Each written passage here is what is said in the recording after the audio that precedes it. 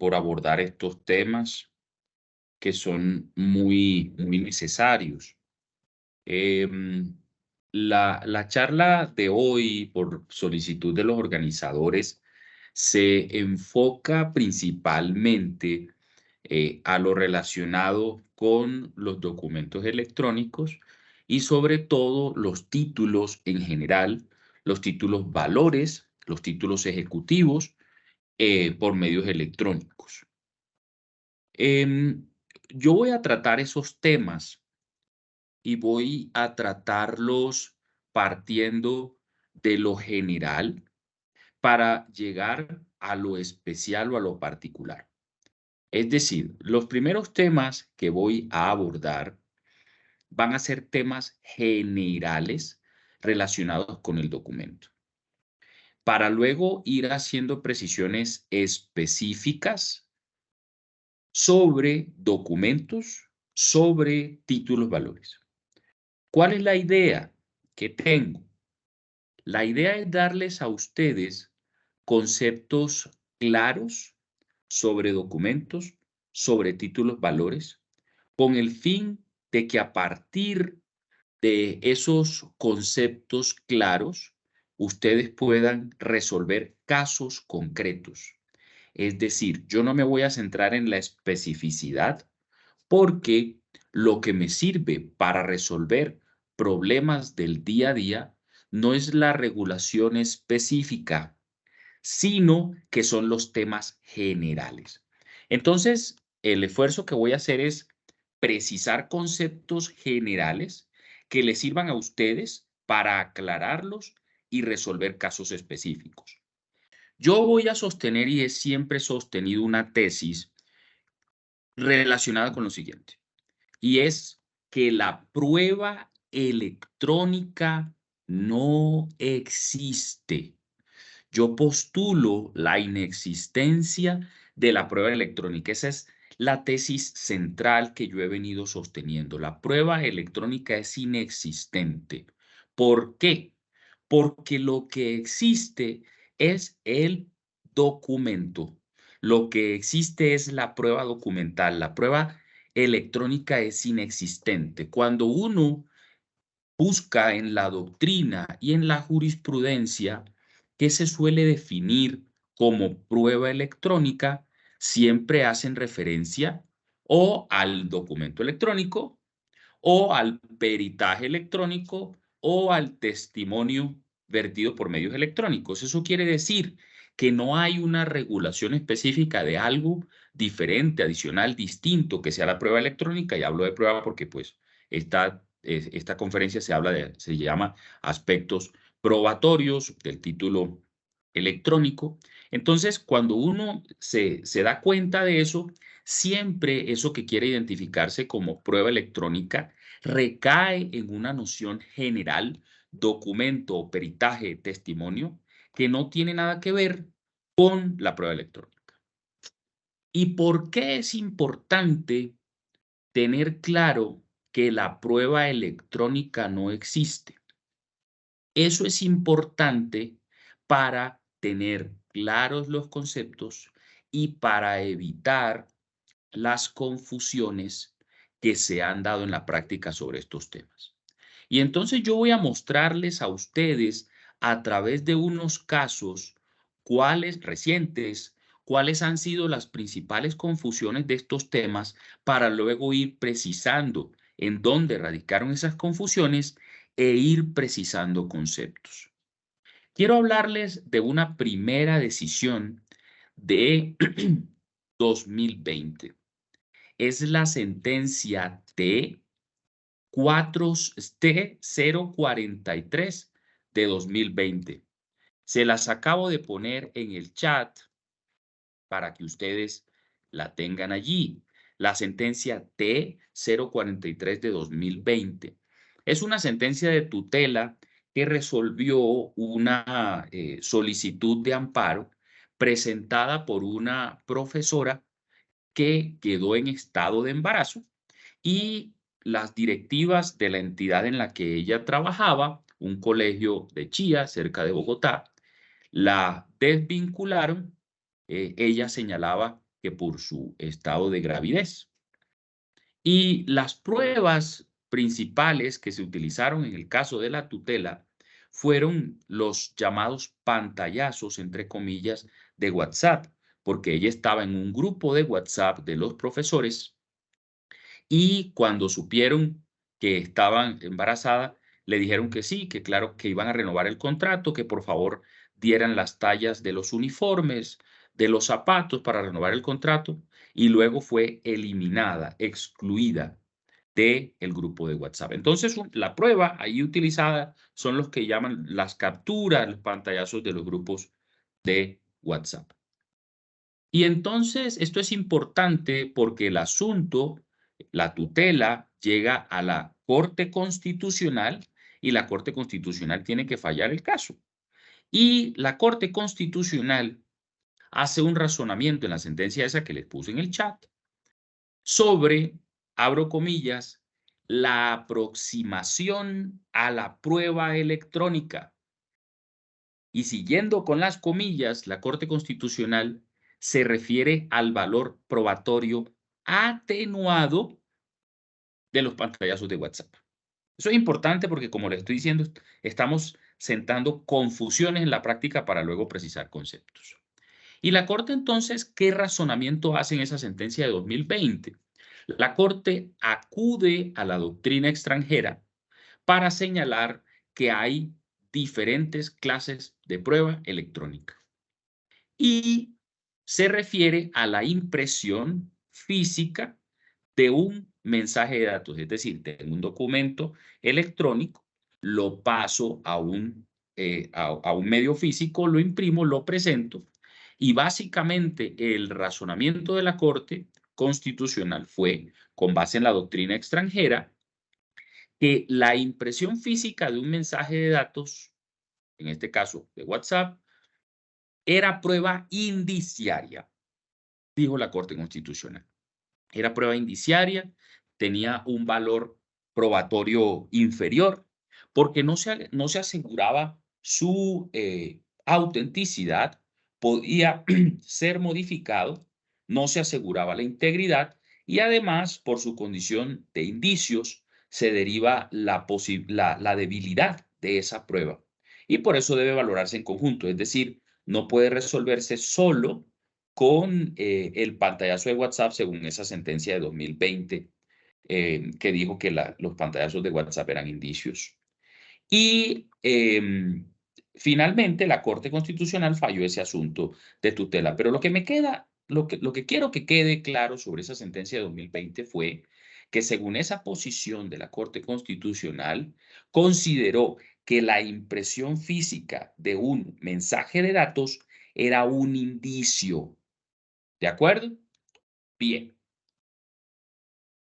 Siguiendo con decisiones que muestran confusiones para luego pasar a aclarar las confusiones, vamos a referir una decisión, en este caso un auto, de el Tribunal Superior de Bogotá. Es una decisión del 7, se las puedo compartir después sin ningún problema. Es una decisión del Tribunal Superior de Bogotá, Sala Civil, del 7 de febrero de 2022. ¿Y qué resuelve esa decisión? ¿Y por qué es importante? Esa decisión resuelve una solicitud de transgresión de una medida cautelar. Resulta que se había emitido una orden para que unas empresas se abstuvieran de utilizar unas marcas, unas enseñas. Y entonces se había considerado que las empresas habían transgredido esa orden de abstenerse de utilizar las marcas. Y se pretendía acreditar que las empresas habían vulnerado esa orden de abstenerse de utilizar las marcas, presentando imágenes extraídas de Internet. ¿Cómo así? En sus cuentas de Instagram, decían los solicitantes, se han seguido utilizando las marcas. En publicaciones que aparecen en Internet, se han seguido utilizando las marcas. Y entonces se presentaron esas pruebas a la Superintendencia de Industria y Comercio, que había emitido la orden de abstenerse de utilizar los signos distintivos, y la superintendencia negó la solicitud que se estaba presentando. Se apela el asunto, sube al Tribunal Superior de Bogotá y el Tribunal Superior de Bogotá confirma la decisión de la SIC con los siguientes argumentos. Básicamente señala que los pantallazos, en este caso no de WhatsApp, sino de imágenes extraídas de Internet, no son mensajes de datos porque no fueron enviados por un remitente a un destinatario. Primer argumento. Las imágenes, por ejemplo, si ustedes le toman un pantallazo a esta conferencia, esta charla amena que estamos teniendo, según esa decisión, eso no es un mensaje de datos porque no es un mensaje que un remitente le está enviando a un destinatario. Cita la sentencia de 2020 que ya referimos y básicamente señala, repite, que según la Corte Constitucional, los pantallazos son simples indicios.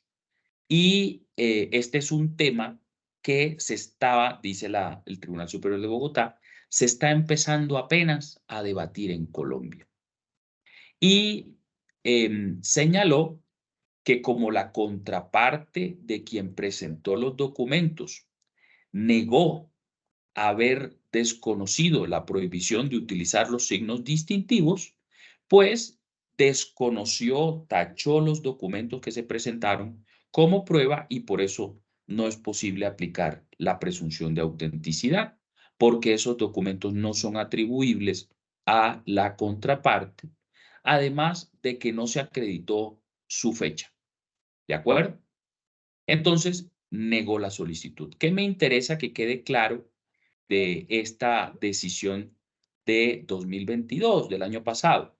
Pues que repite, reitera la consideración de que los pantallazos son indicios, ¿de acuerdo? Y tienen un valor probatorio atenuado, supuestamente. Quiero terminar esta primera parte donde trato de mostrar los inconvenientes prácticos, las principales dificultades que hay sobre estos temas, con una tercera decisión también de la Corte Constitucional. Esa tercera decisión también de la Corte Constitucional que muestra las confusiones sobre el tema es la sentencia T-238 de 2022. Se las acabo de copiar en el chat. Esa sentencia T-238 de 2022 se refiere sobre un caso relacionado con una impugnación de paternidad. ¿Y qué pasó? Resulta que una niña fue registrada como hija de un señor que se llama Pedro Mateo. Y en 2018, en octubre de 2018, Pedro Mateo se practicó a él y a quien registró como su hija una prueba de ADN, una prueba de paternidad, en octubre de 2018. Y 8 días después le fue enviado a Pedro Mateo por correo electrónico el resultado diciendo no es su hija. Se la practica en octubre de 2018. 8 días después envían el resultado. El laboratorio envía el resultado por correo electrónico.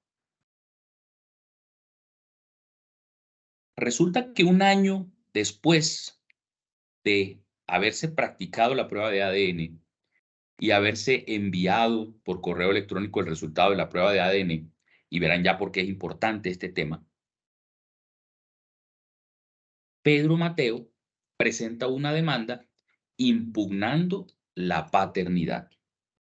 Y como el término de caducidad en estos casos es supremamente estrecho, son 140 días apenas desde que se conoce que el demandado no es el hijo de quien lo registró, entonces se declaró en el proceso de impugnación de la paternidad la caducidad, porque pasaron más de 140 días, pasó más de un año, entre la fecha del envío del mensaje con el resultado de la prueba de ADN y la presentación de la demanda.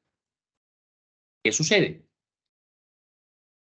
Llega el asunto de tutela, y obviamente se refiere a temas del documento electrónico, como ya ustedes lo pueden intuir, y llega el asunto de tutela a la Corte Constitucional, y la Corte Constitucional hace los siguientes razonamientos.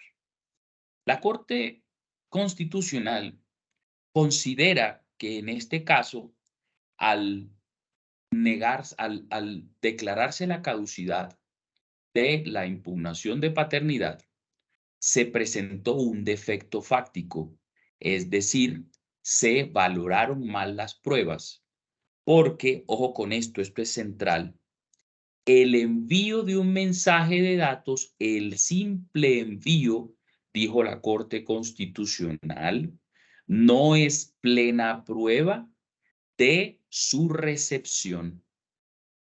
Considera la Corte Constitucional que si yo envío un mensaje de datos, solamente puede probarse que fue recibido mediante el acuse de recibo, sostiene la Corte Constitucional. Primer punto, solamente, dijo la Corte Constitucional, se prueba el recibo de un mensaje de datos con el acuse de recibo. ¿Y qué es el acuse de recibo? El acuse de recibo es la manifestación automática o personal del destinatario de un mensaje que indique que lo recibió. ¿Cómo así? Si a mí, Asobancaria, me envía un correo electrónico con el fin de invitarme a dar esta charla, habrá acuse de recibo cuando yo conteste el mensaje diciendo muchas gracias por la invitación, allá estaré. Pero esa no es la única forma de acuse de recibo. Ese acuse de recibo, el que acabo de explicar, proviene directamente de mí. ¿Qué otra posibilidad de acuse de recibo se puede dar? Que yo haya configurado mi sistema para que mi sistema de información, ojo con eso, le envíe un mensaje automático, directo, el mismo sistema a Asobancaria, indicándole que yo recibí el mensaje. Pero también, además de esas posibilidades, de esas dos posibilidades, ¿cuáles? La primera, en la que yo le contesto directamente el mensaje a Asobancaria. La segunda, en la que mi mensaje, mi sistema de información le envía la confirmación a Asobancaria. Puede existir una tercera, y es el acuse de recibo tácito. ¿Qué sería el acuse de recibo tácito? Cuando Asobancaria me invita a dictar la conferencia, yo no contesto el mensaje de datos, pero aparezco el día y la hora de la conferencia. Lo mismo sucede cuando uno, por ejemplo, solicita que le presten un servicio o le vendan un bien, no le contesten expresamente, pero se lo envíen a su casa.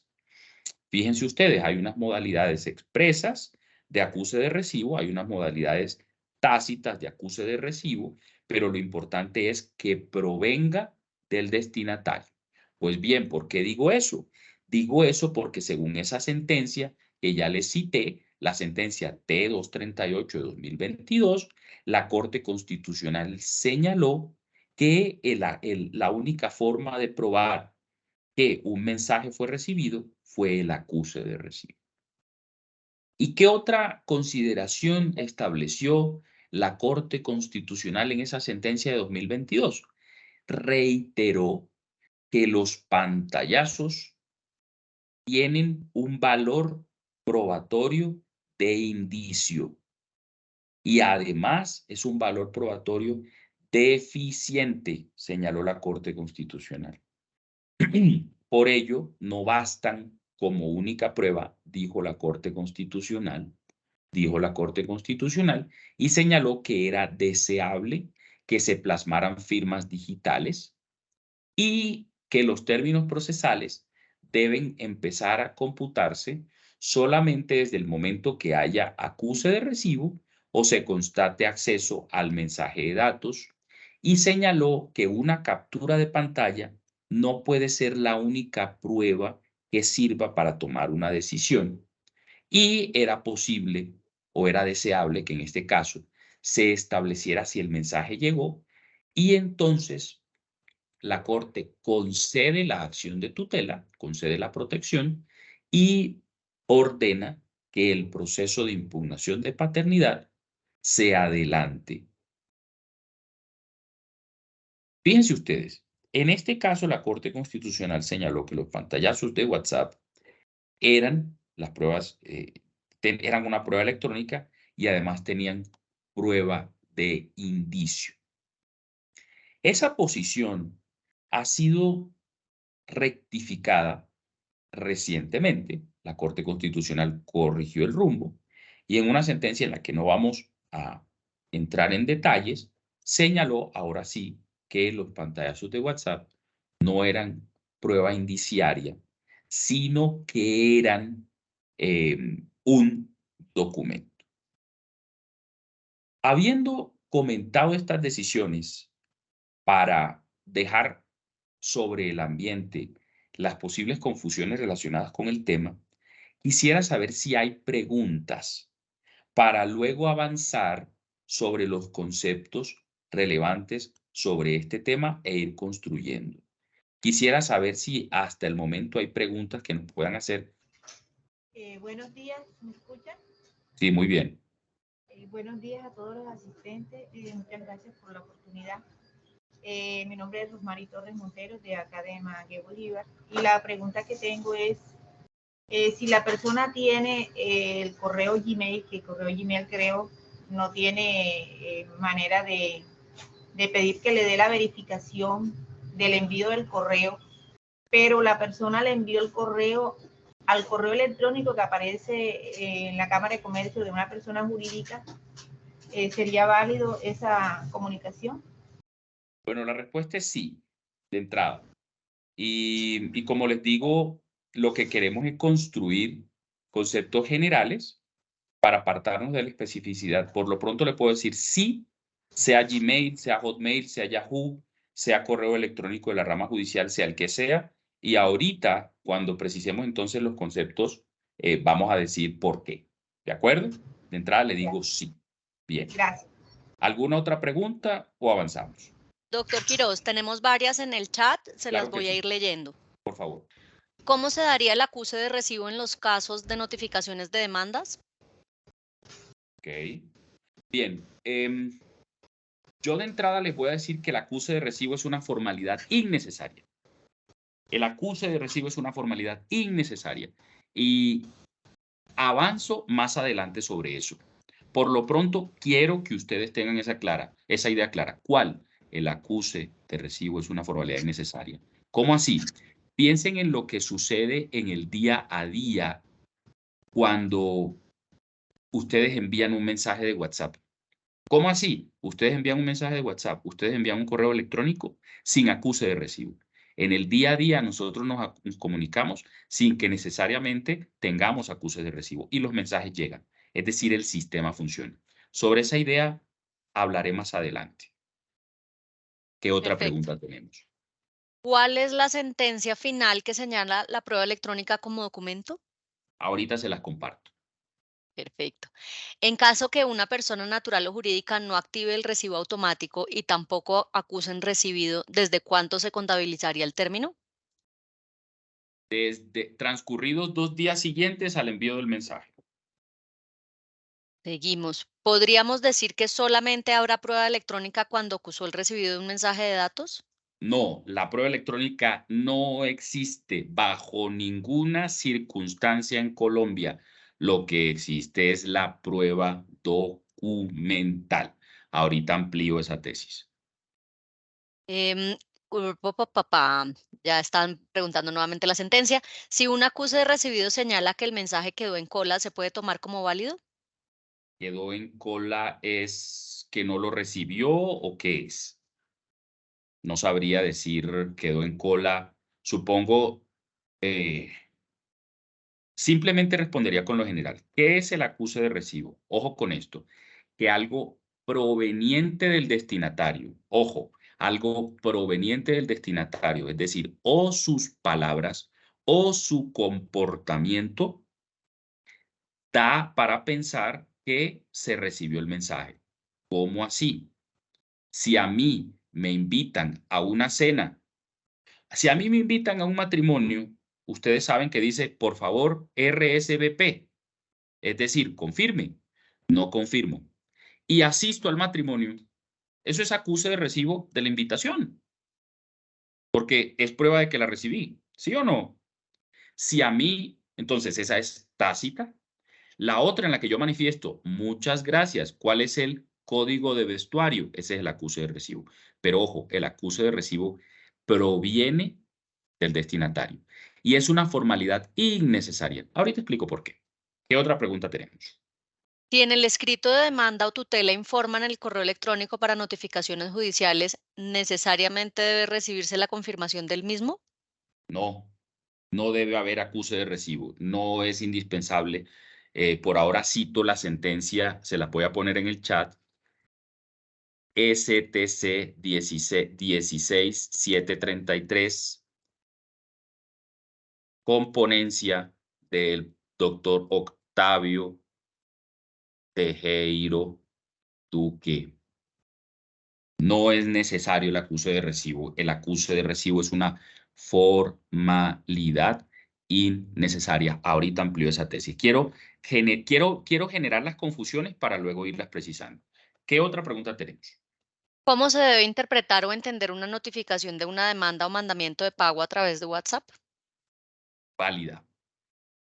Si ustedes miran el decreto 806, y ahorita ampliamos esa tesis, muchas gracias, allí me copiaron completa la sentencia STC 16733. Si ustedes miran el decreto 806 y préstenme mucha atención, habla, y la ley 2213 habla de canal digital. Ojo, canal digital. ¿Qué es canal digital? Canal digital es Teams, WhatsApp, Instagram, Twitter, Facebook, correo electrónico, teléfono móvil, teléfono fijo, canal digital. ¿Por qué? Por un principio que se llama neutralidad tecnológica, ahorita lo precisaremos, en el que uno no se puede casar con una tecnología, sino que puede admitir todo. Y entonces la notificación por WhatsApp, como lo sustenta esa sentencia 16733, es absolutamente válida. ¿Qué otra pregunta? Cuando se necesita cotejo, exhibición de la prueba electrónica, a petición de la prueba contra quien se aduce, ¿se da la verificación a través del dispositivo del emisor celular o a través de la compañía que administra la red social o aplicación de emisión, correo? Muy buena pregunta. El cotejo es verificar que el documento presentado corresponde al original. Entonces se hace donde esté. ¿Cómo así? Por lo general es el sistema de información que tiene la persona que lo presentó, pero entonces eso depende de dónde esté. Por ejemplo, si vamos a cotejar un mensaje que está alojado en el correo electrónico, pues yo puedo acceder al correo electrónico desde desde cualquier lugar, y lo importante va a ser acceder a ese mensaje. Entonces, ahorita les hago unos comentarios sobre exhibición y sobre cotejo. Perfecto. Cuando el correo electrónico de un servicio postal contratado en su guía de trazabilidad confirma a través de sus guías electrónicas el acuse de recibo, ¿esto es válido? No es acuse de recibo. La certificación de un tercero donde dice el mensaje fue enviado, el mensaje llegó o el mensaje fue leído, o si quieren, el mensaje fue reenviado, no es acuse de recibo. ¿Por qué? Porque el acuse de recibo es exclusivo del destinatario. destinatario. Imagínense la vecina que se la pasa mirando por la ventana y dice, yo vi cuando el cartero entregó la carta. Eso no es acuse de recibo. Esa es la declaración de un tercero donde dice que el mensaje fue entregado. ¿Sirve como prueba de que el mensaje se recibió? Sí. ¿Es acuse de recibo? No. Y es importante porque creemos que todo es acuse de recibo. ¿Se acuerdan lo que les dije de la sentencia de la impugnación de paternidad? Lo que les dije fue que la Corte Constitucional señaló que la única prueba de la recepción era el acuse de recibo. Y la certificación de una empresa de correo, les insisto, no es acuse de recibo. ¿De acuerdo? Y si quieren creer en eso, revisen los artículos 20 y 21 de la Ley 527. ¿Cómo apreciar el acuse de recibo de un mensaje de datos si la prueba es un documento en formato HTML? Es válido, no importa el formato. HTML, PDF, un link, lo que ustedes quieran. Ahorita vamos a precisar mensaje de datos, ¿qué es? Lo importante es que el documento se pueda consultar posteriormente. Y la última por el momento. Cuando el correo manifiesta que el destinatario tiene el buzón lleno, ¿esto puede darse por notificado? No, si yo envío es como, por ejemplo, usted está intentando enviar un video por WhatsApp. ¿No les ha pasado que le sale el circulito rojo con el signo de admiración y dice, no ha sido posible enviarlo al destinatario, o porque yo no tengo señal, o porque no he pagado oportunamente el plan, o porque la otra, lo que ustedes quieran? Pues allí está la prueba de que el mensaje no llegó. Entonces, cuando llega el postmaster, ¿lo han recibido? Ahí está la prueba de que el mensaje no llegó. ¿De acuerdo? Bien. Quiero ahora, o sea, lo que quería con esta primera parte era mostrarles, y creo que he logrado el objetivo, las confusiones sobre los conceptos para luego ir aclarando esos conceptos. ¿Qué sucede? Yo les insisto en lo siguiente. Todos estos temas relacionados con documento electrónico, con notificación electrónica, con título valor electrónico, no se solucionan con conocimientos específicos electrónicos. Se solucionan con conceptos generales del derecho. ¿Cómo así? Los conceptos de documento del derecho probatorio, los conceptos de título valor del derecho comercial. Por supuesto, hay que conocer de tecnologías, por supuesto que sí. Pero por eso yo comencé con la tesis de que la prueba electrónica no existe. Y puedo ser más disruptivo. Puedo llegar a afirmar que el título valor electrónico no existe. La factura electrónica no existe, porque lo que existe es la factura.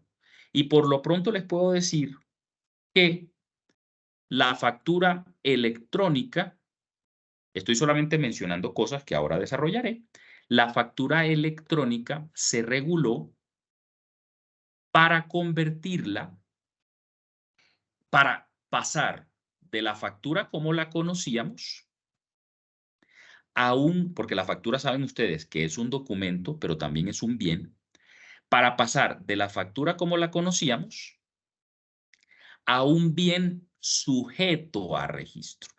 Ahorita desarrollaré esa idea. La factura electrónica, la regulación, lo que hace es establecer a la factura electrónica como un bien sujeto a registro. Cierro el paréntesis. Les decía que estos temas se resuelven con conceptos básicos claros. Y si eso es así, yo necesito tener los conceptos básicos claros. ¿Cómo así? Bueno, necesito ir a lo que ya mencionamos. Ir a documento ir a documento electrónico, ir a indicio, ir a mensaje de datos e ir a acuse de recibo, para ir viendo que es, en esta segunda parte, vamos a referirnos a qué es documento. El concepto de documento es uno solo. Si ustedes miran la regulación, si ustedes miran el Código General del Proceso, el Código General del Proceso no define qué es documento. El Código General del Proceso da ejemplos de lo que es documento. Quien define qué es documento es la doctrina, la jurisprudencia. ¿Y qué es un documento? Primero que todo, documento es una prueba, ¿cierto? En segundo lugar, documento, además de prueba, es cualquier cosa que tenga un carácter declarativo o representativo. Documento es una prueba y además es cualquier cosa con un contenido representativo o declarativo. ¿Cómo así? Cuando ustedes reciban el video de esta charla que estamos teniendo, ustedes tienen en su poder un documento que es representativo. ¿Por qué? Porque les vuelve a presentar el día de hoy, 23 de mayo, que entre las 8 y las 10 de la mañana estuvimos conversando sobre algunos temas discutidos. Representativo vuelve a presentar la realidad. Declarativo, cuando una persona dispone de sus intereses, por ejemplo, cuando manifiesta en un correo electrónico que hará todo lo posible para ponerse al día en la obligación que adeuda. Fíjense ustedes, documento es cualquier cosa con carácter representativo o declarativo. ¿Y por qué hablamos de cualquier cosa? Porque el documento no es solo escrito. El documento puede ser escrito, el documento puede ser una foto, el documento puede contener la voz, el documento puede contener la voz y la imagen. Entonces, por eso hablamos de cualquier cosa, no solo un escrito, no solo un correo electrónico, no solo una nota de voz, no solo un video, ¿de acuerdo? Documento es eso, una prueba, cualquier cosa con un carácter representativo o declarativo. Documento electrónico. Documento electrónico es cualquier cosa con carácter representativo o declarativo, documento, con un soporte electrónico. ¿Cómo así? La foto que tengo de mis vacaciones en mi celular, la nota de voz que recibí por el sistema de comunicación que utilizo, el video que recibí, en fin. ¿De acuerdo? Eso quiere decir que documento electrónico es una de las especies del documento, pero no deja de ser documento. Un documento electrónico no deja de ser documento. Indicio. ¿Por qué nosotros vamos a hablar de indicio? ¿Se acuerdan ustedes que les dije que en dos sentencias la Corte Constitucional señaló que los pantallazos de WhatsApp eran indicio? Pues por eso es importante saber qué es un indicio. Porque digámoslo con respeto, pero con claridad, en esas decisiones, lo que la Corte Constitucional tildó de indicio no era indicio. ¿Qué es indicio? Indicio es una prueba indirecta y compleja. ¿Por qué? ¿Por qué indirecta? Porque el indicio es una prueba en la que tengo demostrado de manera directa un hecho y aplicando una deducción de ese hecho, deduzco algo. Tengo una prueba directa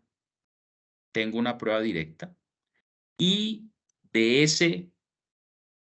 esa deducción, de esa prueba directa, puedo deducir algo. ¿De acuerdo?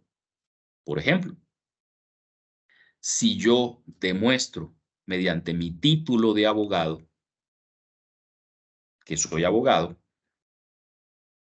esa prueba documental, ¿cuál? El diploma, prueba de manera directa que soy abogado.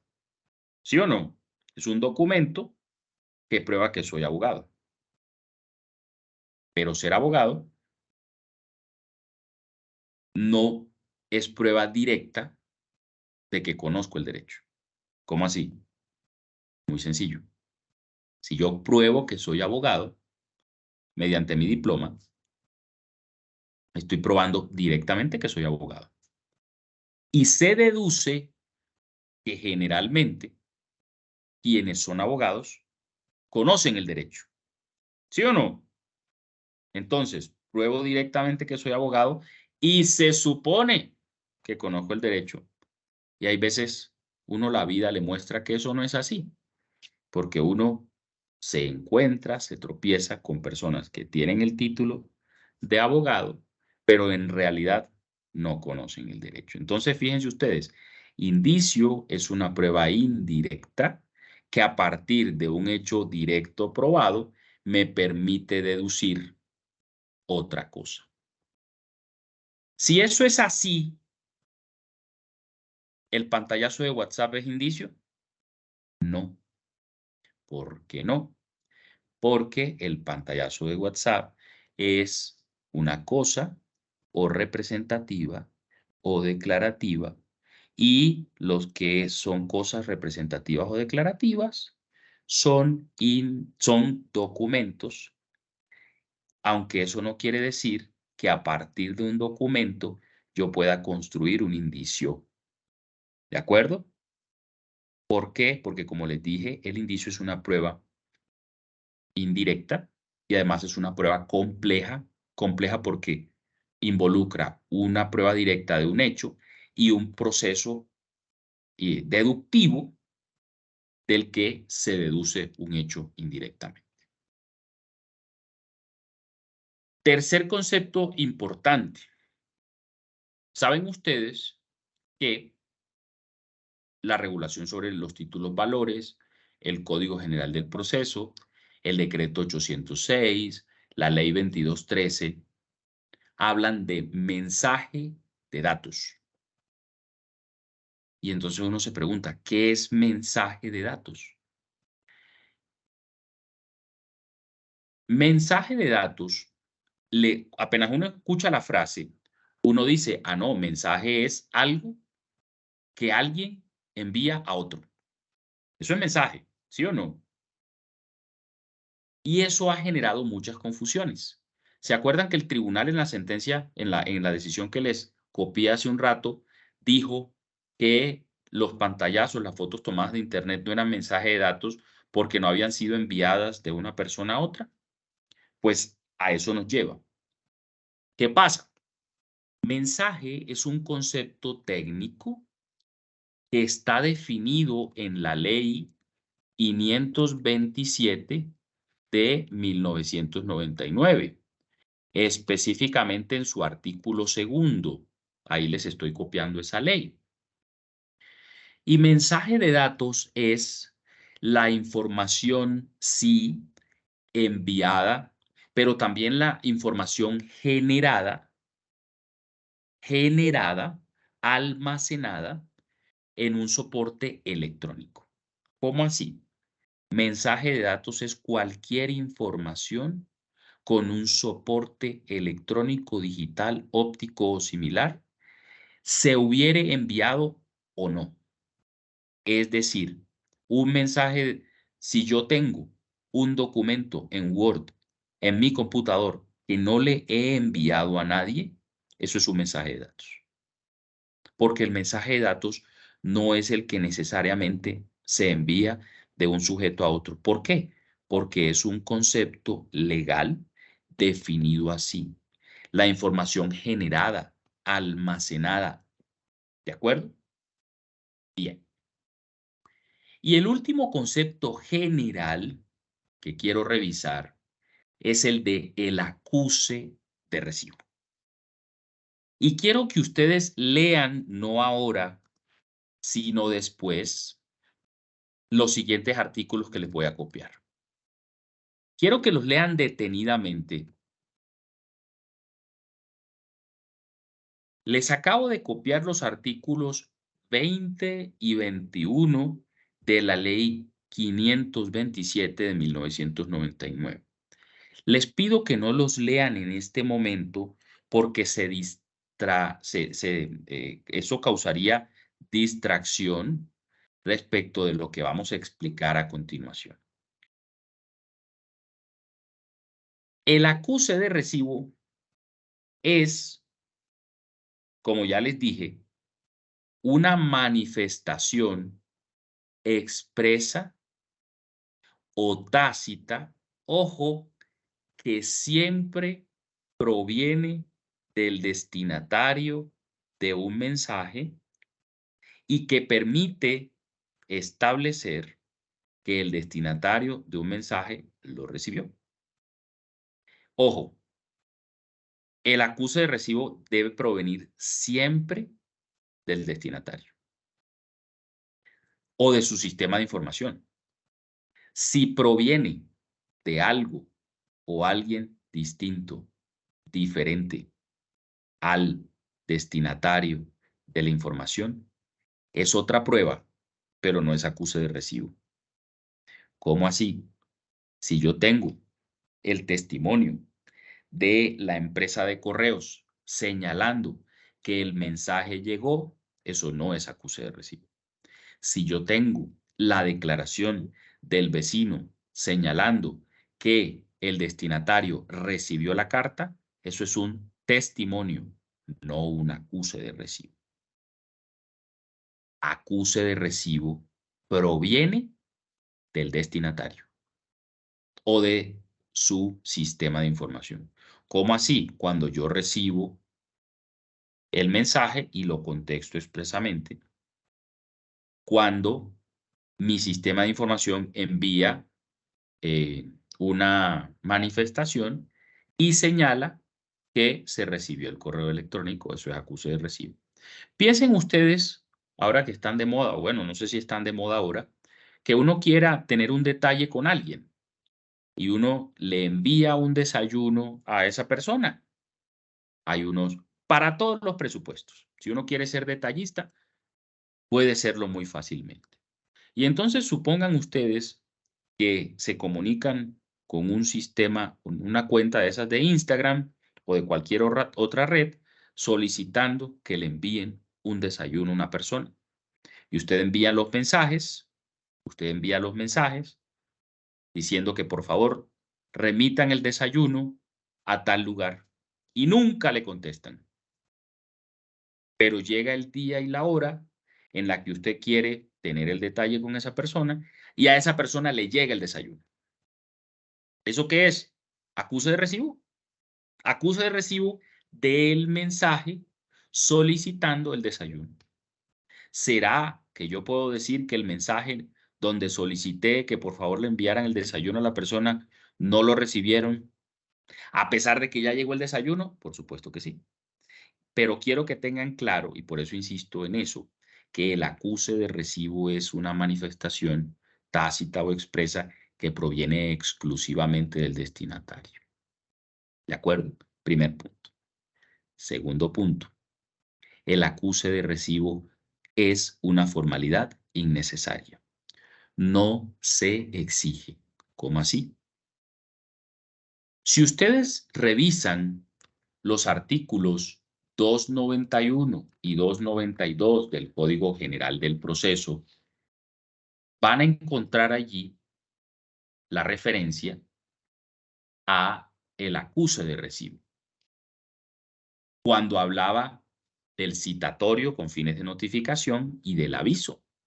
Y decía, se presumirá que se recibió el mensaje de datos cuando el destinatario acuse recibo.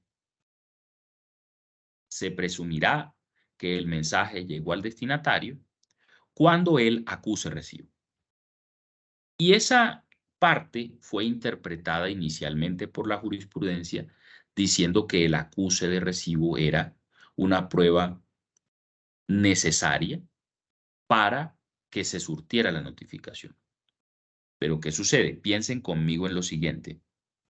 Si yo establezco que se presumirá algo cuando pase algo, ¿cómo así que se presumirá que el mensaje llegó cuando se acuse recibo? ¿Estoy excluyendo otras pruebas? Les pregunto.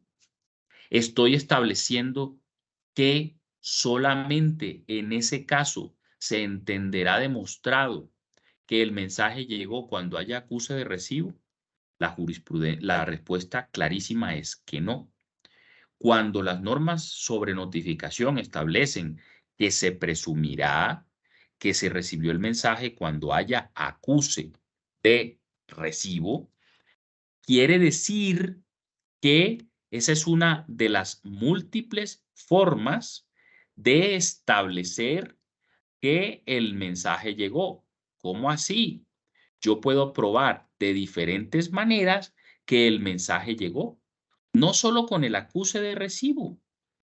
No solo con el acuse de recibo. ¿De acuerdo? Ya ahora les digo más expresamente cómo se puede probar. Entonces, lo que me interesa que quede claro por ahora es, uno, que es el acuse de recibo. Ya saben, es una manifestación que proviene sí o sí del destinatario.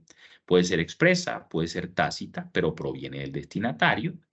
¿De acuerdo? Y dos, no es una formalidad para las notificaciones de ninguna manera, porque puede probarse que el mensaje llegó de cualquier otra forma, no solo con el acuse de recibo. Y luego ustedes apenas puedan, por favor revisen los artículos que les cité de la Ley 527 de 1999, ¿de acuerdo? Para señalar que no es una formalidad necesaria. Doctor Quiroz, nos han planteado desde la suspensión anterior 2 preguntas. Dice lo siguiente: ¿la representación gráfica de la factura electrónica de venta puede sustituir los requisitos de emisión, entrega y aceptación de la factura? Bien, me adelanto. La factura electrónica, a ver, ¿cómo se soluciona el tema de la factura electrónica? Con un registro, que es el RADIAN. Y uno empieza a mirar todo ese tema del registro RADIAN y lo que es un registro, estableció que un documento, la factura, los títulos valores, que incorporaban en sí los derechos que se tenían, como si en sí, en el documento, pasamos de eso, de un documento, la factura, que valía por sí solo, por sí, ante sí, a un bien, a un documento sujeto a registro. ¿Cómo así? Todos los eventos, así los llama el decreto reglamentario, así lo llama la resolución de la DIAN sobre el RADIAN, deben registrarse en el RADIAN. Y entonces ya no es la factura en sí la que vale sola como título valor, sino el registro del RADIAN. ¿Cómo así? Se creó la factura, la registro en el RADIAN, y el registro del RADIAN me prueba la factura. ¿Cómo así? Se expidió la factura, se endosó, registro la factura, registro el endoso, y el registro del RADIAN, de la factura y del endoso es lo que me prueba la factura. Entonces, lo que sucede es que lo que no está en el RADIAN no me permite cumplir los requisitos de la factura. Eso obviamente hay que tenerlo en cuenta. Hay que tener en cuenta para esos aspectos la resolución de que en su artículo 31, hablo ya se los voy a poner aquí, artículo 31 de la resolución 85 de 2022 sobre el RADIAN, señala que la factura electrónica que no esté registrada, de todas maneras puede constituirse como título valor, pero no será factura electrónica. ¿Cómo así? Usted puede cumplir los requisitos de otra factura, pero la factura física, ¿de acuerdo? Porque según esa regulación, para que sea válida debe estar en el radian. ¿Qué otra pregunta? Dice, ¿cómo se verifica la autenticidad de un pagaré electrónico como los que emite Deceval? Bueno, allí lo que hay es, Deceval toma el pagaré electrónico, lo inmoviliza, lo desmaterializa y da un certificado. Entonces es la certificación de Deceval la que me establece la autenticidad. Pero ya vamos a ver qué es autenticidad. La autenticidad de cualquier documento se presume. Ojo, la autenticidad de cualquier documento se presume. A continuación ya vamos a decir qué es eso. Ya vamos a decir qué es autenticidad, cómo así que se presume, cuáles son los requisitos. ¿De acuerdo? Doctor Quiroz, y la última dice, ¿hay algún pronunciamiento reciente de la Corte Suprema de Justicia que refuerce lo dicho frente a la factura electrónica? No. Recientemente, hasta donde llega mi conocimiento, la Corte Suprema de Justicia se ha pronunciado en sede de tutela sobre la aceptación tácita de las facturas en general, pero no sobre el tema específico de la factura electrónica, al menos hasta donde yo conozco. Quisiera ver, aquí en el chat hay otras preguntas, entonces me preguntan, ¿la definición del concepto acuse de recibo se encuentra en la ley, la jurisprudencia, en la doctrina? En todas, pero el concepto vinculante es el de los artículos 20 y 21, allí se los había copiado en el chat, de la ley 527 de 1999. Los artículos 20 y 21 de la ley 527 de 1999 definen y reglamentan el concepto de acuse de recibo. Me dice Juan Pablo Gómez, intuyo, controvirtiendo mi tesis sobre el acuse de recibo como formalidad necesaria.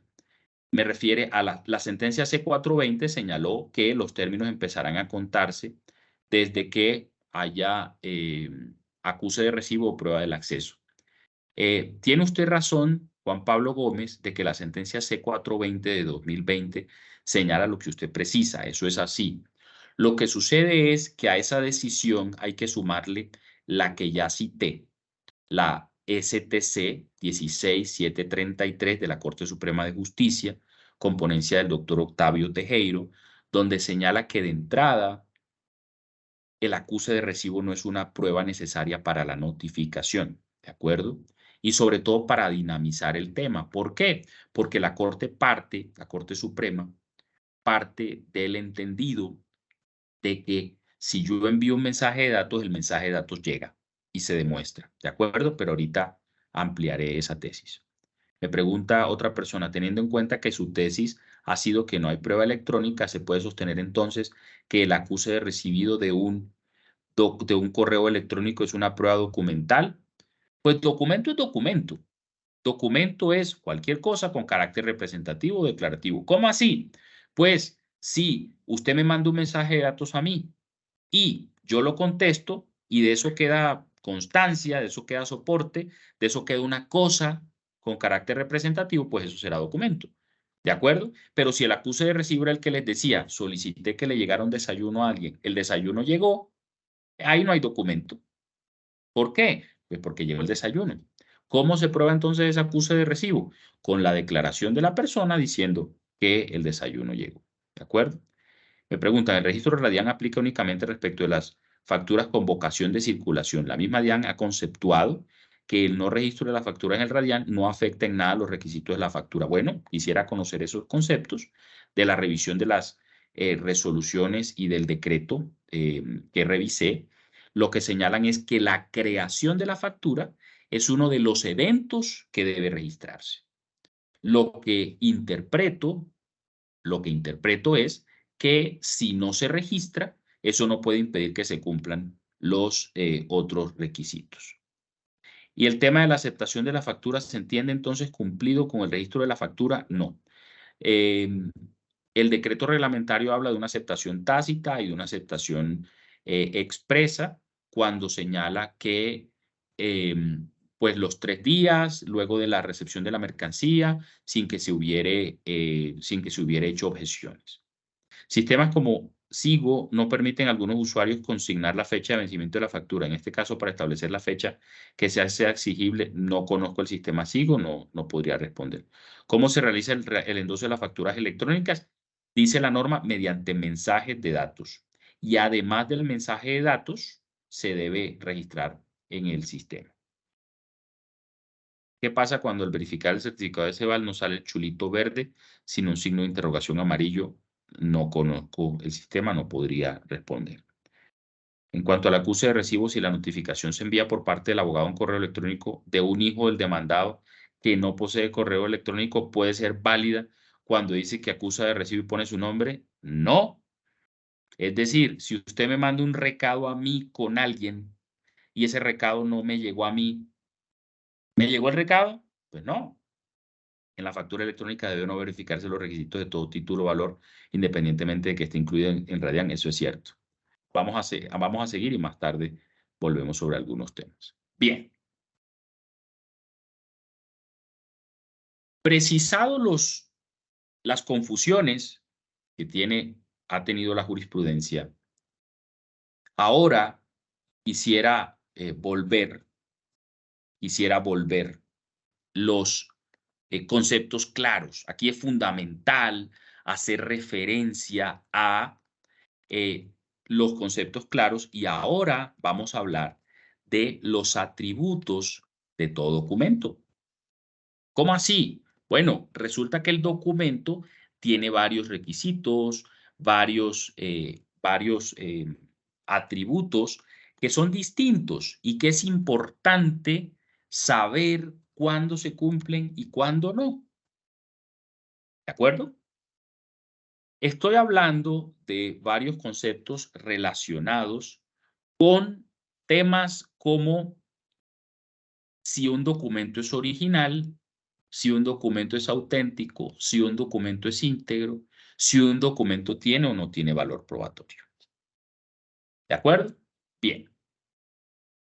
¿Qué sucede? Vamos a hablar del original. Original y copia. Se considera que el original de un documento es el que primero se hubiere creado. ¿Sí o no? Si usted va a el Museo de Botero y ve la mano que está a la entrada, es una escultura de Botero, esa es el original. Las reproducciones son copias. ¿Sí o no? Ok. ¿Qué sucede? Lo mismo pasa con el documento. Si usted tiene un contrato, y piensen en general, el documento físico, el documento electrónico. Si usted tiene un documento y es la versión primeramente producida, ese documento es el original. Y las fotocopias, las reproducciones, son las copias. ¿Qué pasa? Ambas son eficaces.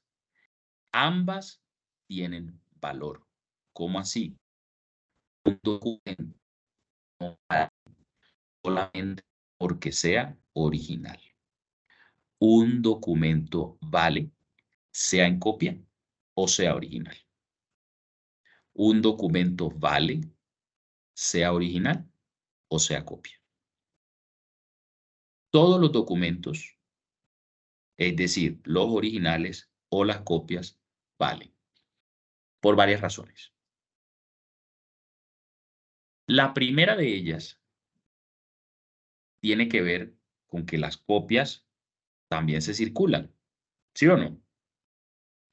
Y además, en el entorno digital, es difícil saber con exactitud cuál es el original y cuál es la copia.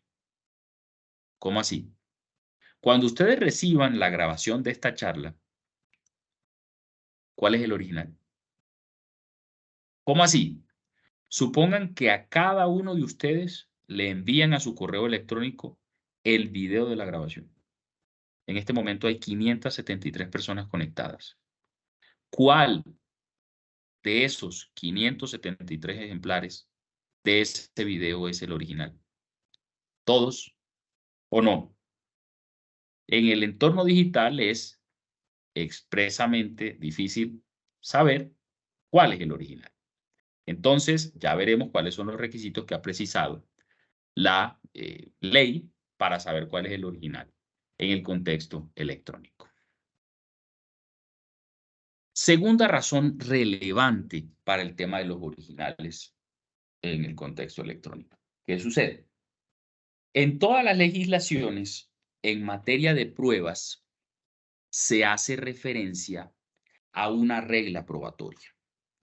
¿Cuál es la regla probatoria? La regla probatoria es la regla de la mejor evidencia. Y esa regla señala que usted debe, por regla general, presentar la mejor evidencia disponible. La mejor evidencia disponible. ¿Cómo así? Si usted tiene a su disposición, usted conoce a un testigo directo, es decir, que presenció directamente los hechos, y a un testigo indirecto, o sea, uno de oídas, que no presenció los hechos, sino que se los contaron. ¿Cuál es la mejor evidencia? ¿El testigo directo que presenció los hechos o el testigo indirecto que le contaron los hechos? Pues el testigo directo. ¿Sí o no? Porque es la mejor evidencia disponible. Porque él fue quien presenció los hechos y no hay una distorsión, no hay un teléfono roto entre quien los percibió y quien se los contó. Pero eso quiere decir, les pregunto, que el testigo indirecto, es decir, la que no es la mejor evidencia disponible, carece de valor probatorio. Por supuesto que no. Ambos, ¿cuál? El testigo directo y el testigo indirecto, gozan de valor probatorio. Lo que sucede es que alguno tiene una credibilidad mayor. ¿Cómo así? El testigo directo tiene una credibilidad mayor porque puede decir, yo presencié los hechos. Yo vi cuando el carro pasó el semáforo en rojo y atropelló a la persona. Yo lo vi. ¿Cómo lo vio? Pues porque estaba viendo hacia el norte, vi la luz roja, vi el carro de placas tal, color tal, cuando arrolló al individuo fulano de tal. Mientras que el testigo indirecto dice, ah, no, yo no le puedo precisar porque eso me contó la persona. La persona me dijo que estaba viendo el semáforo en rojo cuando pasó el carro, ¿de acuerdo? Pero ojo, quiero que quede claro que esa es una regla de prudencia probatoria. ¿Cómo así? Si usted tiene la mejor evidencia disponible, presente la mejor evidencia disponible. Y eso no quiere decir que la que no sería la mejor evidencia disponible,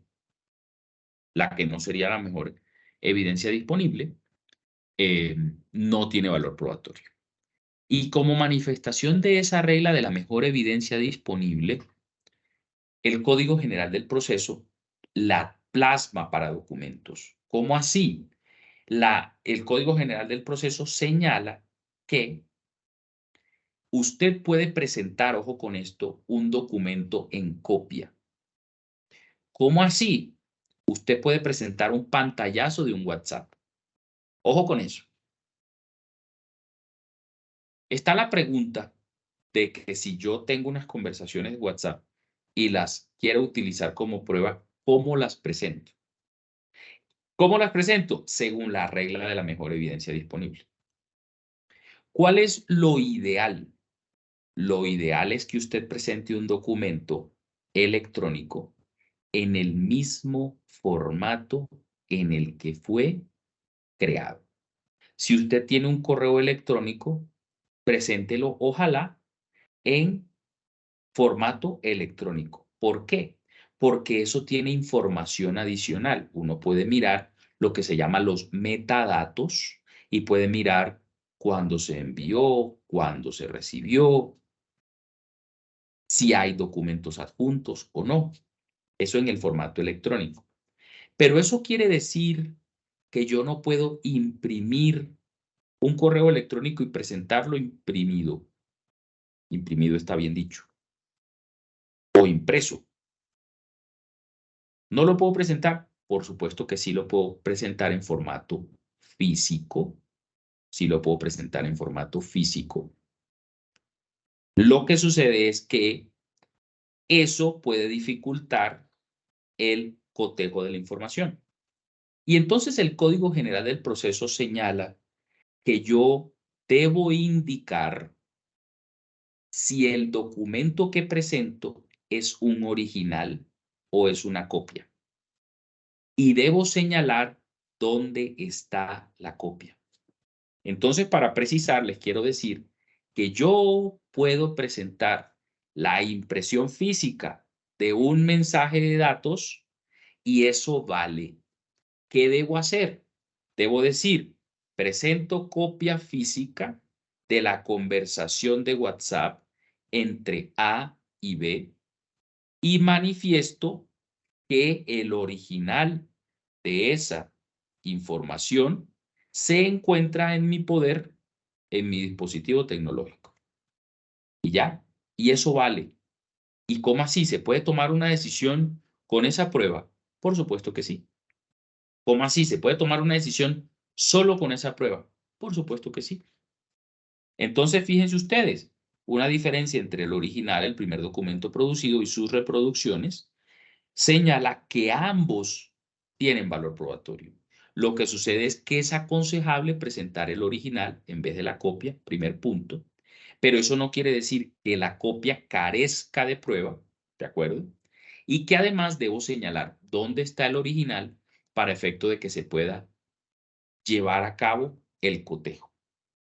Primer concepto relevante sobre documento, original, copia. La copia también vale, ¿de acuerdo? Bien. Segundo concepto relevante, autenticidad. ¿Qué es la autenticidad? La autenticidad es una cualidad de los documentos que me permite saber quién es el autor de un documento. ¿Quién pintó la pintura? ¿Quién tomó la foto? ¿Quién hizo la obra? ¿Quién envió el correo electrónico? ¿Quién suscribió el contrato? Cuando yo sé eso, el autor de la pintura, el autor de la foto, el autor del mensaje, el autor o autores de los contratos, tengo un documento auténtico. ¿Y por qué es importante que el documento sea auténtico? Pues es importante porque los documentos, ojo con esto, merecen la credibilidad de su autor. Si tengo una carta de una persona condenada por falso testimonio, les pregunto, ¿es posible que la condena de falso testimonio me permita dudar de la veracidad de las declaraciones de esa persona? Por supuesto que sí. Fíjense ustedes, los documentos merecen la misma credibilidad de sus autores. Por eso es que se exige como prerequisito para el valor probatorio de un documento que sea auténtico. ¿Cómo así? Para que un documento tenga valor probatorio, debe ser auténtico. Si el documento no es auténtico, no tiene valor probatorio. ¿Y cómo se establece la autenticidad de un documento? Estoy hablando de todos los documentos. Se puede establecer de dos maneras. Una, pruebo expresamente quién es su autor. ¿Cómo así? Durante el interrogatorio a una persona sobre un documento que obra en el expediente, le pregunto si esa es su firma. ¿Cómo así? Yo presenté un contrato y le pregunto a la persona, diga como es cierto sí o no, que esta firma de este documento es suya. Y la persona dice, sí, es mi firma. Así he probado, mediante confesión, la autenticidad de un documento. Primera posibilidad. Segunda posibilidad, aplicando la presunción de autenticidad. ¿Cómo así? Resulta que está consagrada para todos los documentos originales o en copia, para todos los documentos, todos, y todos son todos, para todos los documentos en originales o en copia, está consagrada la presunción de autenticidad. ¿Cómo así? Como es prerequisito del valor probatorio, si usted presenta un documento y se lo atribuye a una persona, se considera que ese documento es auténtico. Es decir, que la persona a quien usted le atribuye la autoría es su autor.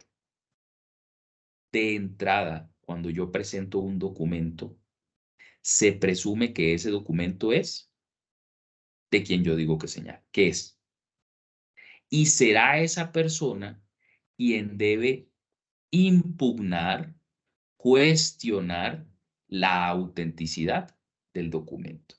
Y como les digo, esa presunción de autenticidad está consagrada para todos los documentos y es en todas las jurisdicciones. ¿De acuerdo? Bien. Entonces ya tenemos originalidad, copia, autenticidad. Ya tenemos dos atributos de los documentos. Pasemos a un tercero. Integridad. ¿Qué es la integridad? La integridad es que desde su creación y el momento en el que se presenta al proceso, el documento no se haya mantenido alterado. ¿Cómo así? No haya sufrido tachones, borrones, enmendaduras. Porque eso, ojo con esto, permite dudar del valor probatorio. ¿Cómo así? Si usted tiene un cheque y el cheque está tachado, pues eso o está alterado en los números, uno puede decir, ¿cómo así? Este cheque puede que no tenga valor probatorio. Pero ojo con esto. La autenticidad es prerequisito del valor probatorio. ¿Cómo así? Un documento que no es auténtico no tiene valor probatorio. Pero un documento que no es íntegro sí tiene valor probatorio. ¿Cómo así? La integridad es un elemento que se mira al examinar el valor probatorio. La integridad es un elemento que se mira al momento de examinar el valor probatorio. ¿Cómo así? La integridad no es requisito del valor probatorio de un documento. Y fíjense ustedes en el artículo 252 del Código General del Proceso, que admite los documentos rotos, raspados, parcialmente destruidos. ¿Cómo así? Los documentos rotos, raspados, parcialmente destruidos, sí tienen valor probatorio. Por expresa, y esto es importante porque aquí nos pidieron que habláramos de aspectos probatorios del documento y los títulos electrónicos. El documento que no es íntegro, ¿cómo así? Roto, raspado, alterado, sí tiene valor probatorio. Lo que sucede es que esa rotura, esa raspada, esa destrucción puede servir de argumento para señalar que el documento tiene más o menos valor probatorio. Y entonces, fíjense ustedes, si yo presento un correo electrónico, les pregunto, ¿tengo que demostrar que el correo electrónico se mantuvo inalterado desde su creación hasta el momento en que se presenta para que tenga valor probatorio? La respuesta es no. No tengo que probar que el contenido del documento se ha mantenido inalterado durante el transcurso del tiempo, porque no es requisito del valor probatorio la integridad del documento. No es requisito la integridad. Fíjense en el artículo 152. Ya tenemos entonces 3 conceptos relevantes sobre el documento: originalidad, autenticidad, integridad, y ya dijimos que la integridad no es requisito del valor probatorio. Tiempo. El tiempo es cuándo se creó. Y esto es relevante. ¿Se acuerdan cuando la decisión del Tribunal Superior de Bogotá dijo no me está aprobado el tiempo de los mensajes de datos que me presentaron? El tiempo es importante, por supuesto, porque si estoy resolviendo una controversia, tengo que saber el momento en el que se estableció ese documento. Entonces, ¿cuál es el tiempo como atributo de los mensajes de datos? Si es público, la fecha, la creación del documento, la época es la que ella señale. Para los documentos públicos es tiempo, la creación es la que ella se señale, la que en el documento aparezca. Para los documentos privados, respecto de terceros, necesito un hecho exterior que permite establecer su existencia. ¿Cómo así? Para yo establecer el tiempo de los documentos privados, necesito que haya un hecho exterior que me permita saber la época del documento, independientemente de la que en ella aparezca. ¿Cómo así? Bueno, la fecha en la que el documento se registró, por ejemplo. Si es una escritura pública, se registró en el folio de matrícula inmobiliaria, pues la época en la que se registró me da a saber el momento. Obviamente la escritura pública es un documento público, pero es solamente para efectos del ejemplo. El registro del documento. 2. El momento en el que se aporta a un proceso. ¿Cómo así? Se presentó un documento a un proceso. Bueno, ese documento tiene como fecha al menos la de presentación del documento al proceso. ¿Por qué? Pues porque eso me permite tener un hecho objetivo que me permita saber la época del documento. La muerte de alguno de los firmantes. ¿Cómo así? Aparecen firmando A y B. Acuérdense que la autenticidad se presume. Y B falleció en tal día. Bueno, más o menos esa época es la que se estableció como fecha del documento. Entonces ya tenemos allí varios conceptos sobre el tema del documento. Quisiera que escucháramos algunas preguntas para ahora ir, luego de que escuchemos las preguntas, a los principios, con esto vamos a cerrar, sobre los que se sienta la regulación electrónica. Es decir, vamos a hacer referencia, vamos a escuchar las preguntas que haya y luego vamos a ver de dónde sale la regulación de estos temas. ¿De acuerdo? ¿De dónde sale la regulación de estos temas para ir precisando conceptos? ¿Qué preguntas tenemos? Doctor Quiroz, tenemos la primera. ¿En la factura electrónica debe o no verificarse todos los requisitos de un título o valor independientemente que esté incluido en el RADIAN? Sí, sí debe verificarse, por supuesto. Segunda pregunta. ¿El tema de aceptación de la factura, aún tácita o expresa, presupone el envío de la factura al obligado? ¿Esto se suple con el registro de la factura? Entiendo que la pregunta es que si el registro suple el envío de la factura. No, no, la factura debe enviarse. Ese es un requisito general de toda factura. Entonces, más bien es un requisito adicional el tema del registro. Perfecto. Luego, la misma persona pregunta, y en relación con la aceptación de la factura, ¿se entiende entonces cumplido con el registro de la misma? Para seguir con la inquietud. No, a ver. Fíjense ustedes en lo siguiente. La aceptación de la factura tiene dos maneras de presentarse. Hay una aceptación expresa y hay una aceptación tácita. ¿Cómo así? Así como es similar a lo que sucede con las modalidades del acuse de recibo que les manifesté. La aceptación expresa es cuando una persona, por medios electrónicos, manifiesta expresamente que después de que recibió la mercancía o el servicio prestado, acepta la factura. ¿Cómo así? Yo recibo y luego digo que acepto la factura. Esa es una aceptación expresa. Aceptación tácita. Hay una aceptación tácita cuando yo reciba la mercancía vendida o reciba el servicio prestado y no reclame dentro de los 3 días siguientes. Ahí hay una aceptación tácita. Tiene que presentarse alguna de las dos. ¿De acuerdo? Bien.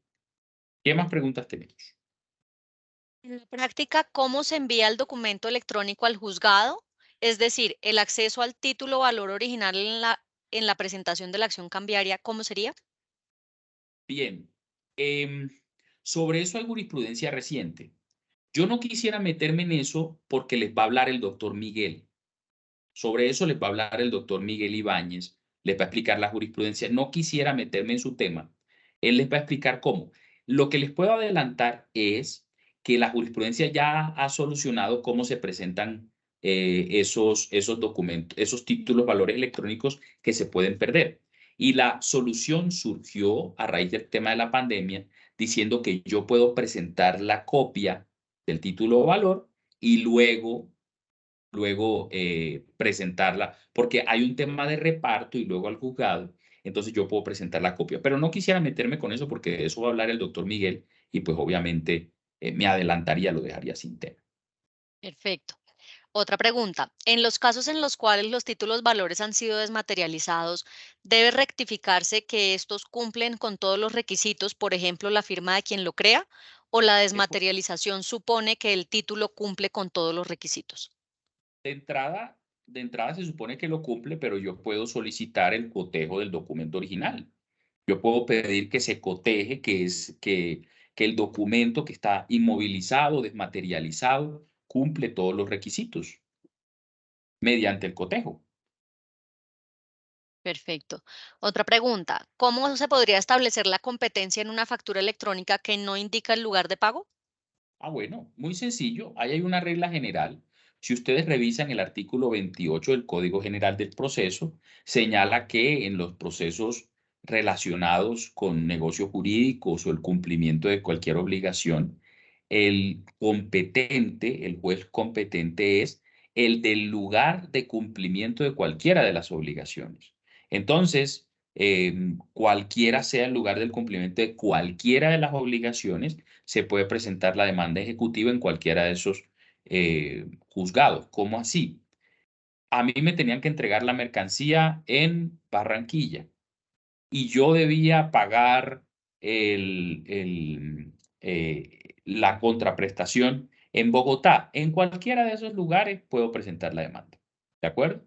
Sumado a el domicilio del demandado, si no es fácil establecerlo. El demandado está domiciliado en X parte, puedo presentar el proceso ejecutivo o en el lugar de cumplimiento de cualquiera de las obligaciones o en el domicilio del demandado. Perfecto. Otra pregunta. ¿Cómo lograr que los despachos judiciales libren mandamiento de pago respecto de un pagaré electrónico que no cuenta con registro en el DECEVAL? Bien, mandamiento de pago. ¿Cuándo se profiere el mandamiento de pago? Se profiere el mandamiento de pago cuando yo presente un documento que sea título ejecutivo. ¿Cómo así? Cuando presente un documento que proviene del deudor o hace plena prueba en su contra y además contiene una obligación clara, expresa y exigible. Entonces, si yo presento ese documento que o proviene del deudor o hace plena prueba en su contra y contiene una obligación, así como les señalo, pues eso es suficiente para que el juez libre mandamiento ejecutivo. Entonces, ¿Qué sucede?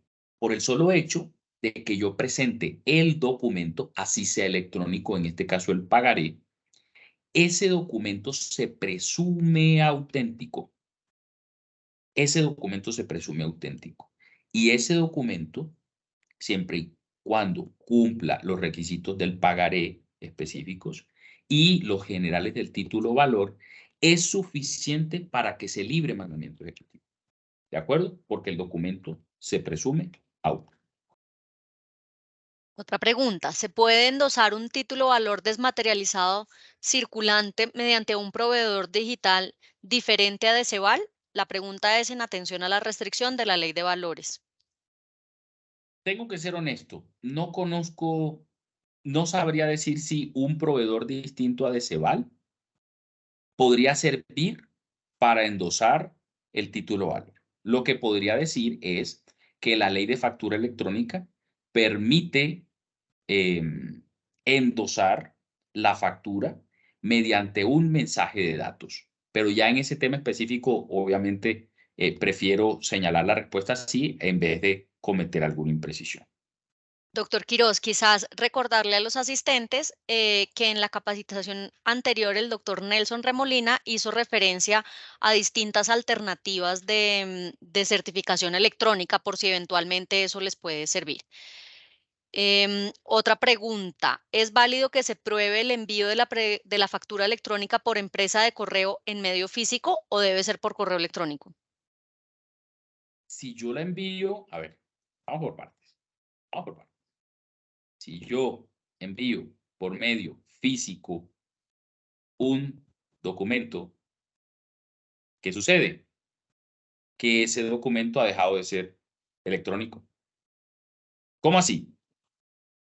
Si yo redacto un correo electrónico y envío físicamente ese correo electrónico, ¿sigue siendo correo electrónico? No. Ese documento se ha convertido en un documento físico. Lo mismo pasa con la factura electrónica. La idea es que esa factura se envíe por un medio electrónico, se acepte tácita o expresamente por un medio electrónico y se pueda endosar por medios electrónicos. Si usted envía por un medio físico, una factura que era electrónica, ha dejado de ser, eh, un título electrónico. Otra pregunta, ¿cómo se corrobora el recibo de la factura para efectos de la aceptación? Tácitamente, ya lo dijimos, o expresamente. Tácitamente, cuando pasen 3 días desde el recibo de las mercancías sin que se haya reclamado. Expresamente, cuando yo manifieste que la recibí. Perfecto. Si no se presenta el XML de la factura con la demanda, ¿debe negarse el mandamiento de pago? No se debe negar el mandamiento de pago, basta que yo presente un documento que cumpla los requisitos en general y no se niega mandamiento de pago. Ya, las más recientes. ¿Cómo validar la factura electrónica en el Radian? Entiendo que hay unos sujetos autorizados para acceder al Radian. Se indica quiénes. No considero, de lo que revisé, que no puede ingresar el deudor para modificar información, pero están autorizadas expresamente tanto las entidades administrativas con funciones jurisdiccionales como las autoridades jurisdiccionales en general. Eso quiere decir que hay una autorización expresa a las autoridades jurisdiccionales para que ingresen al Radian y verifiquen la información también. Otra pregunta, doctor Quiroz. ¿Los títulos valores electrónicos deben registrarse necesariamente en Deceval? No. ¿Cómo probar que el creador del título valor electrónico, pagaré en este caso, deudor, lo firmó? Con la presunción de autenticidad. Hay 2 normas, se las voy a citar para convencerlos. La primera de ellas es el artículo 244 del Código General del Proceso. El artículo 244 se refiere a la presunción de autenticidad, ¿de acuerdo? Y si ustedes miran, ese artículo 244 señala que todos los documentos en todas las jurisdicciones, sean originales o sean copia, se presumen auténticos. ¿Cómo así? Basta presentar un documento para que se presuma auténtico. Pero esa misma disposición, cual el artículo 244, señala específicamente que los documentos que reúnan los requisitos para ser título ejecutivo también se presumen auténticos. ¿Cómo así? Se considera que provienen de quien se señala que provienen por el solo hecho de que se presenten a un proceso judicial. Y eso parte de la regla de la confianza. ¿Cómo así? Nosotros solemos mirar estos temas con desconfianza. ¿De acuerdo? Nosotros solemos mirar estos temas con desconfianza. No, la buena fe se presume por mandato constitucional en todas las actuaciones ante las autoridades públicas. ¿De acuerdo? Entonces, el solo hecho de presentar un documento hace que se presuma auténtico, el documento. Eso es lo que podría decir. Entonces, si me preguntan cómo se prueba la autenticidad de un documento, eso se prueba mediante la presunción de autenticidad. Otra pregunta. Dice usted que si el pagaré cumple con los requisitos legales, se debe liberar mandamiento de pago, pero ¿cómo verificar a su juicio la validez de la firma electrónica en el evento que no sea de Deceval? De entrada, yo no requiero firma electrónica. De entrada, ¿por qué? Porque se presume auténtico. Así de sencillo. ¿Qué va a pasar? Luego, supongan ustedes lo siguiente. Presento este documento, señalo que proviene del deudor y el deudor niega que ese documento provenga de él. Ahí sí vamos a mirar si hay o no hay firma electrónica o si hay firma digital y si esa es o no es la firma. ¿De acuerdo? En ese momento. Pero de entrada no. De entrada no se tiene que verificar. ¿Por qué? Porque como dice claramente el artículo 244, el documento que reúna los requisitos de título ejecutivo se presume auténtico.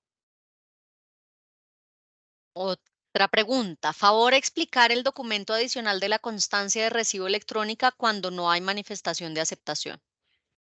Supongo que se refieren a la aceptación tácita. Si es que se refieren a la aceptación tácita, lo que podría decir es que si yo no hago una manifestación señalando después de que recibí el bien o servicio, se entiende que hay una aceptación tácita. Supongo que eso es a lo que se refiere y es lo que podría decir. Perfecto. Antes de entrar en vigencia el decreto que regula la creación del RADIAN, se exigía el registro de las facturas electrónicas en un sistema que debía crear el Ministerio de Comercio y jamás fue creado. Con base en esto, los juzgados se han negado a librar mandamiento de pago, pero a su vez la DIAN le exigía a los grandes contribuyentes facturar electrónicamente desde 2018. ¿Qué hacer entonces con estas facturas si su falta de inscripción no es imputable al generador de la factura? Bueno, podríamos solucionar el tema aplicando los criterios generales de aplicación de la ley en el tiempo.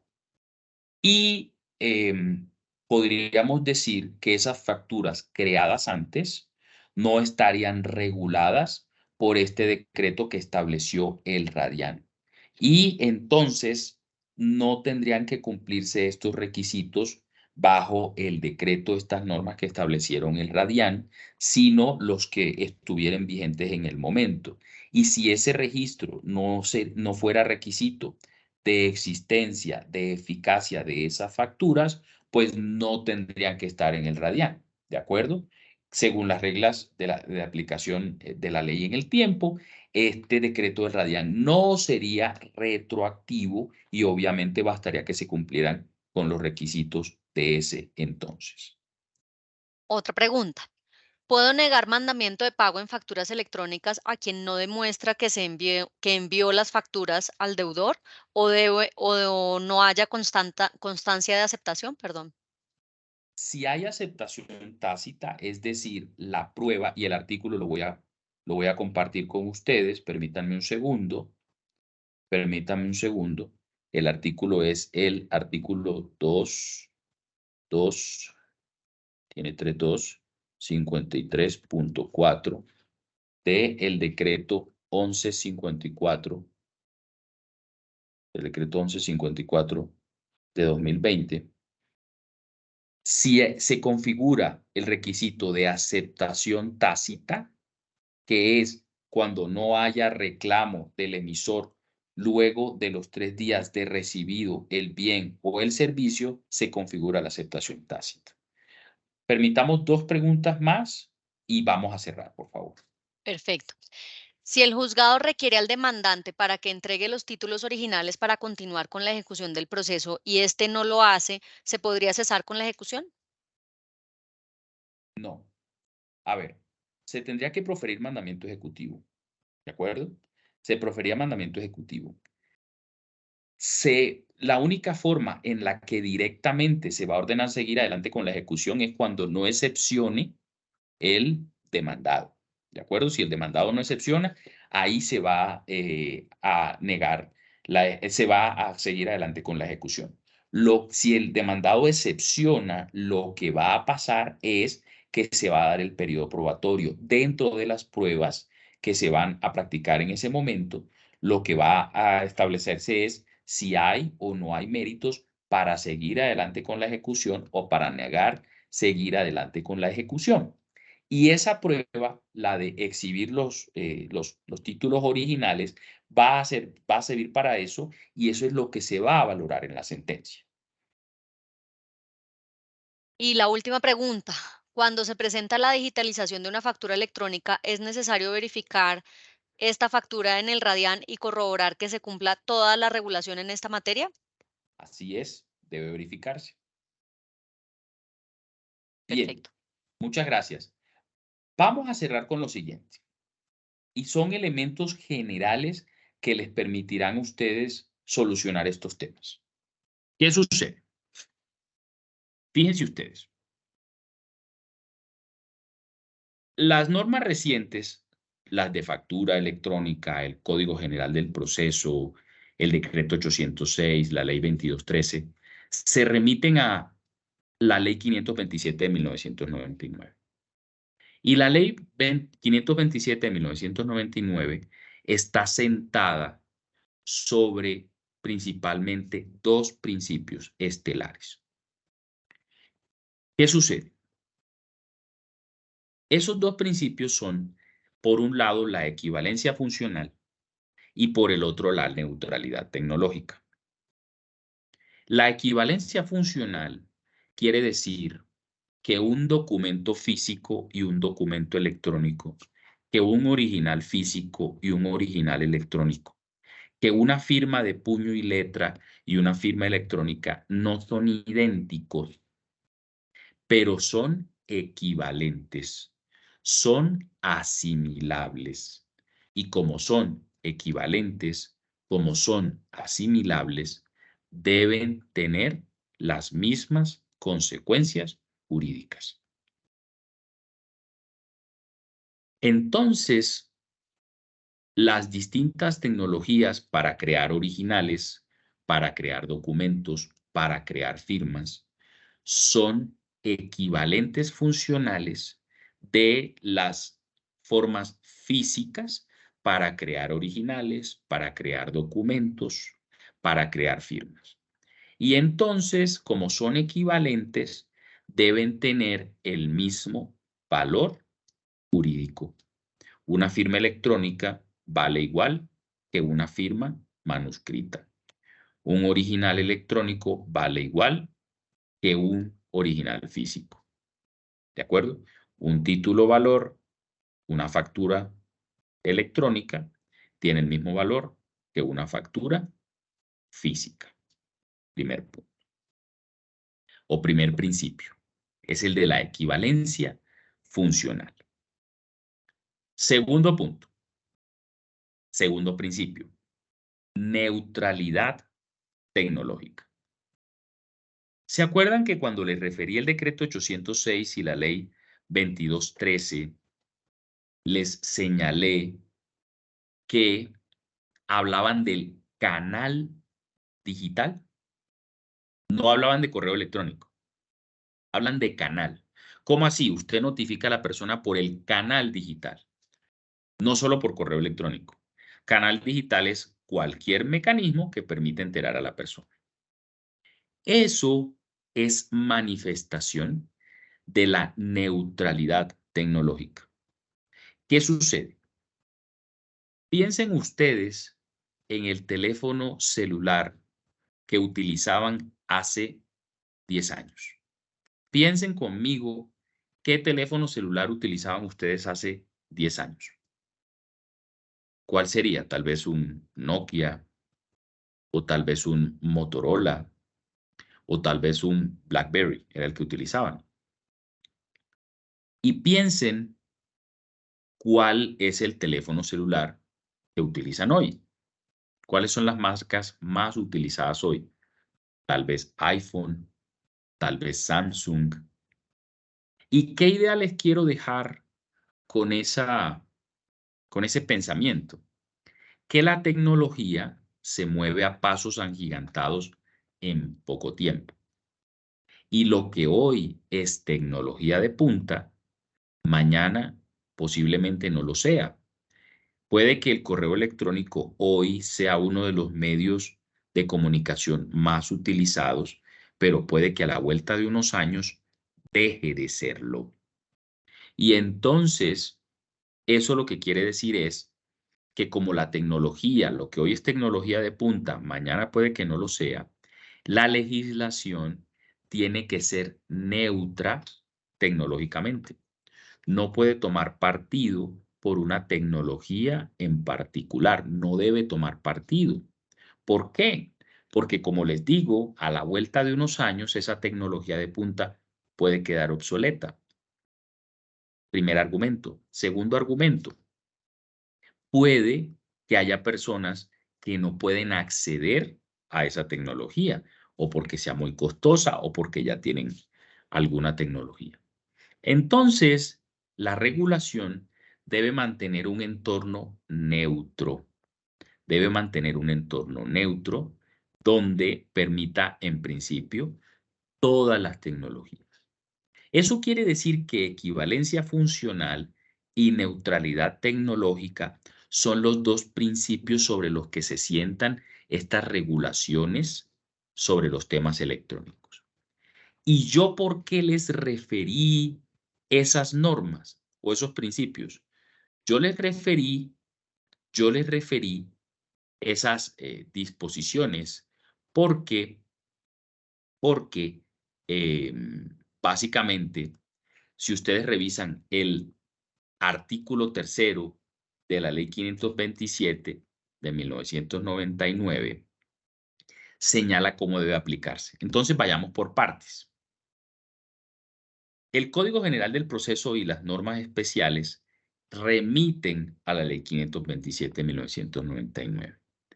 Y les pido que revisen el artículo 3º de la ley 527 de 1999. ¿Por qué? Porque ese artículo 3º de la ley 527 de 1999 señala cómo debe aplicarse. ¿Y cómo debe aplicarse la ley 527 de 1999? Señala que debe aplicarse primero, atendiendo a su origen internacional.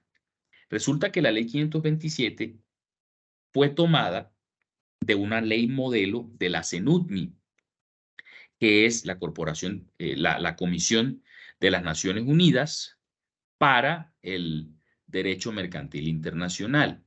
Y entonces tiene unos principios, tiene un origen internacional que debe ser atendido. Segundo punto, debe promoverse la uniformidad en su interpretación y aplicación.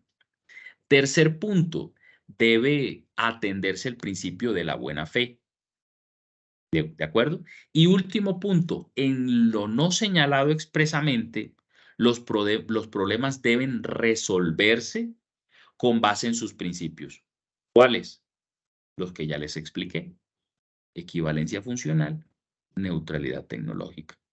La mayoría de los casos en general se resuelven con esos principios sobre los que se sientan. ¿Cuáles? Equivalencia funcional y neutralidad tecnológica, y no con la regulación específica.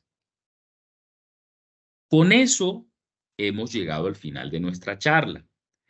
Quisiera haber podido abordar otros temas, pero la temática es bastante gruesa y el tiempo escaso. Pero sé que con las charlas que han tenido y con las que seguirán teniendo, ustedes van a seguir avanzando con estos temas. Solamente para cerrar, les decía, traten de mirar el bosque y no el árbol. Traten de mirar los temas generales, los principios, por ejemplo, neutralidad tecnológica, equivalencia funcional, que esas nociones generales son las que le van a ayudar a solucionar los problemas específicos. Y la claridad en los conceptos. ¿De acuerdo? Doctora Aida, no sé si usted quiera comentar algo, decir algo. Doctor Quiroz, nuevamente agradecerle a usted y a todas las personas que se conectaron y nos acompañaron el día de hoy. Doctor Quiroz, nuevamente mil gracias y buen día para todos.